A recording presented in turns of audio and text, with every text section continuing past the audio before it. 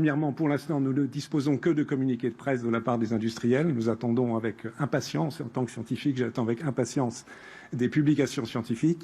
Évidemment, il y aura les dossiers qui seront adressés aux autorités réglementaires, qui sont forcément très complets, ou qui ont déjà été adressés probablement, mais dont nous n'avons pas connaissance.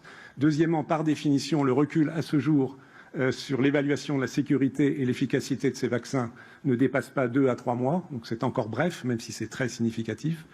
Troisièmement, les données ne sont pas encore complètes non plus pour savoir jusqu'à quel point ces vaccins sont efficaces chez les personnes les plus à risque, donc les personnes âgées et les personnes souffrant de maladies chroniques. Et enfin, dernier point qui est critique, mais dont la solution prendra du temps, c'est de savoir si le vaccin, d'une part, protège l'individu vacciné contre l'infection, et espérons-le contre l'infection grave, mais aussi protège contre la transmission, ce qui permettrait de briser la chaîne de transmission et plus rapidement arriver à voir la pandémie se résoudre. Et il faudra plusieurs mois probablement pour avoir ce dernier type d'information qui aussi forcément aura un impact sur les politiques de vaccination. Bonjour, allez-vous faire vacciner? Non, mais il y a quelques erreurs quand même. Les journaux scientifiques. Mais lui, il doit les avoir. C'est le monsieur vaccin. Mais oui, mais justement, là, je comprends pas. Il a un peu bugué, je pense. Alors.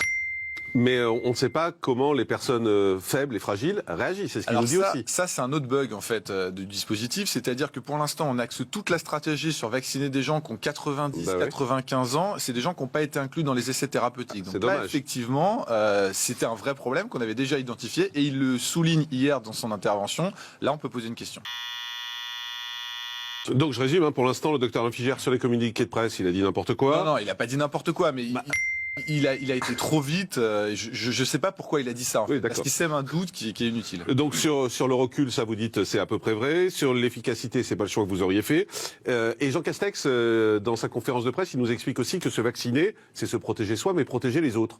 Or, 3 minutes après, notre monsieur vaccin nous dit « Ah oui, mais on ne sait pas si ça empêche la transmission du virus. Oui. Donc on ne protège pas les autres. » Là encore, je pense qu'il va trop loin dans le principe de précaution. On n'a pas la preuve que ça protège du portage, mais la plupart des vaccins qui sont efficaces empêchent de contaminer les autres personnes. Donc, on n'en a pas la preuve formelle. Il y a quand même un faisceau d'arguments pour penser que ça va aussi protéger les autres si on se vaccine. Mais c'est pas ce qu'il dit, notre monsieur vaccin. Non, ici, il dit on n'en a pas la preuve. Bah oui. Oui, mais on pense quand même que ça le fait. Parce qu'il y a plein de vaccins. Ça, c'est pas ce qu'il dit. Il y a plein de vaccins. Il dit pas ça. Cette partie, il la dit pas. Oui, mais moi, je vous le dis. Honnêtement, cette conférence de presse, ça n'a pas de sens si c'était pour nous rassurer. Ouais. Moi, j'ai encore plus de doutes qu'avant. Ouais, non, ça n'a pas été. Mais il faut qu'il corrige, voilà, il a le temps d'apprendre. Personne l'a écouté. Bah, sympa. Il a le temps d'apprendre. Personne l'a écouté. Bah. Mais ce que je comprends pas, c'est pourquoi est-ce qu'on les a pas insérés dans les tests?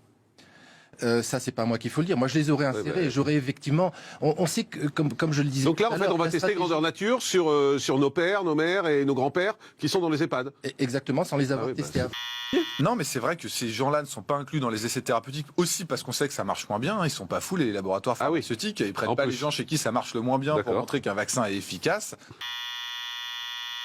Ils sont pas fous, les laboratoires pharmaceutiques. Ils prennent pas les gens chez qui ça marche le moins bien pour montrer qu'un vaccin est efficace.